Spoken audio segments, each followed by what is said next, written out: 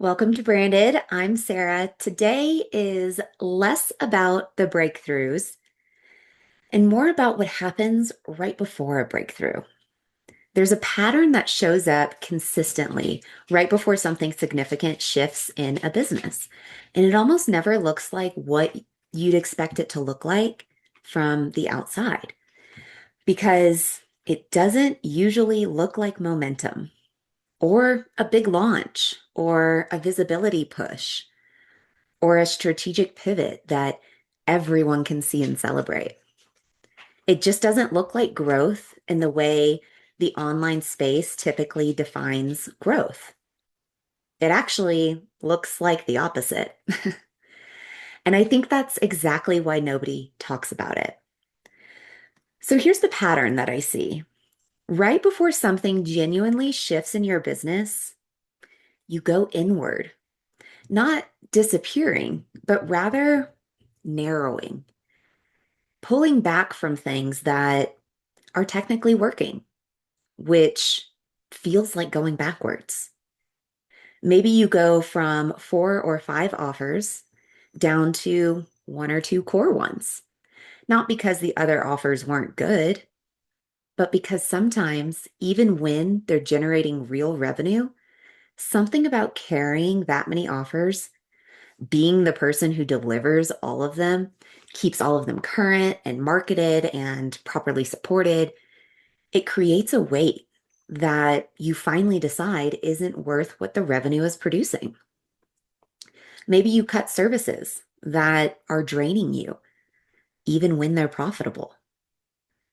This is the one that looks the most counterintuitive from the outside, cutting something that makes money. But the math, it just doesn't add up, right? Because it's not just revenue minus expenses. It's revenue minus your energy, minus your focus, minus what that service is keeping you from building.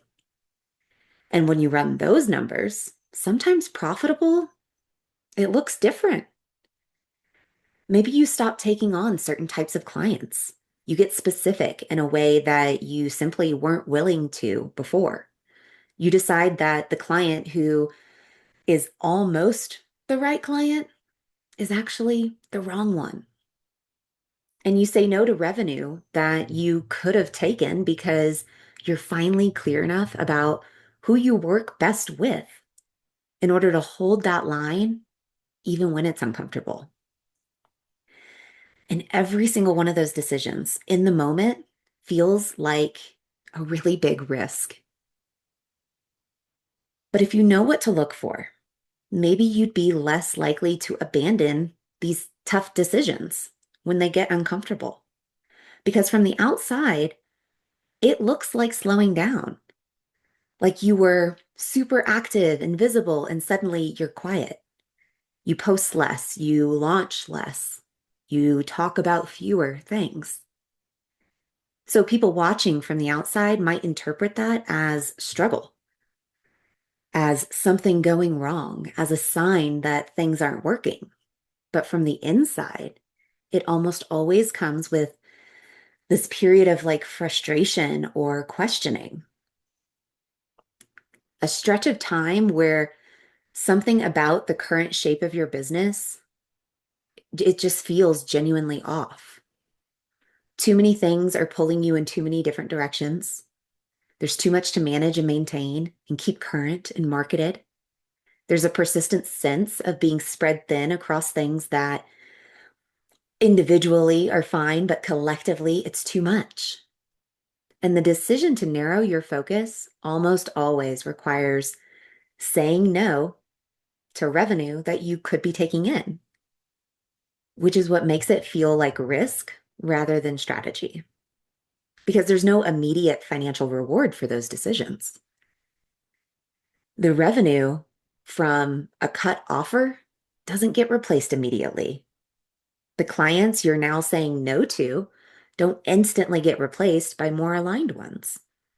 There's always this lag, this lag time that you feel like the decision might have been the wrong one. But don't forget that making these kinds of decisions almost always creates friction with the people around you because they don't fully understand. Therefore, they may not support you. From the outside, cutting a profitable offer or saying no to a paying client, it doesn't look like strategy. It looks like you're leaving money on the table. And if you're in the middle of a decision like that, you might not have the language to explain what you're doing or why. You just know something has to change. And this feels like the right direction, even though it's uncomfortable. But understanding all of this changes how you look at your business.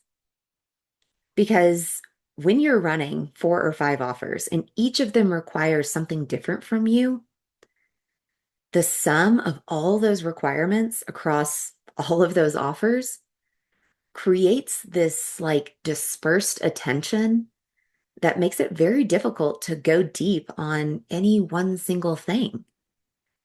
If you're managing 5 offers at, let's say, 40% of your attention span, you're in a fundamentally different position than someone who's managing 2 offers at full attention. The output becomes different, the quality is different, the strategic thinking about where to take the offer is different. The ability to notice what's working and respond to it is different. But perhaps the more important distinction is that the experience of running your business is different. The mental load is different. The energy available for the actual work is different. How much you can fully show up for the clients inside those offers is different. When you narrow your focus from 5 offers to 2, you're not just removing 3 things from your list. You're returning a significant portion of your attention and energy back to yourself. And that returned attention tends to go somewhere useful almost immediately. Perhaps it goes into the other offers that remain, into the clients that are inside of those offers, into the strategic thinking that you haven't had the bandwidth for, into the infrastructure that's been needing attention, but never gets prioritized because there's always a million other things competing for your attention. So a breakthrough doesn't happen because you removed offers. It happens because of what you did with the time and energy that you got back. Here's the part that I think is the most interesting about this pattern. The narrowing of focus that precedes a breakthrough is usually something you've been thinking about for a long time. Not a week, not a month, a long time. You fall asleep thinking about it. You know which offers are draining you. You know certain clients are the wrong fit. You know you're spread too thin across too many things, and you've known this for a while.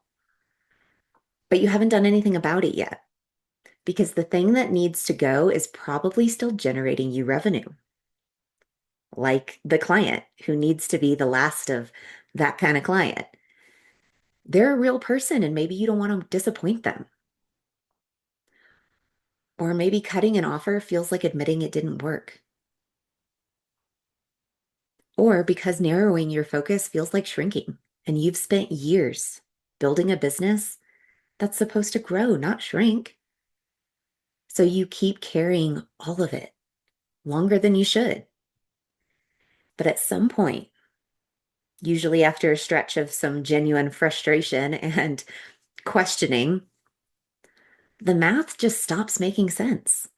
The revenue from the thing that was draining you stops looking like revenue and starts looking like you're getting paid to just stay stuck. So let it go. Because letting it go is what creates the space for everything that comes next. So let me ask you this. Is there something in your business right now that you've been carrying longer than you should have. Not something that is failing or obviously wrong, but something that's technically working, but quietly draining you. An offer that you've maintained because it generates revenue, even though delivering it costs you more than the revenue produces. A type of client you keep saying yes to, even though you know before the first call that it's just not quite the right fit. A social platform or a content commitment or a service that made sense at one point and has been slowly becoming this weight that you just move around more than actually using.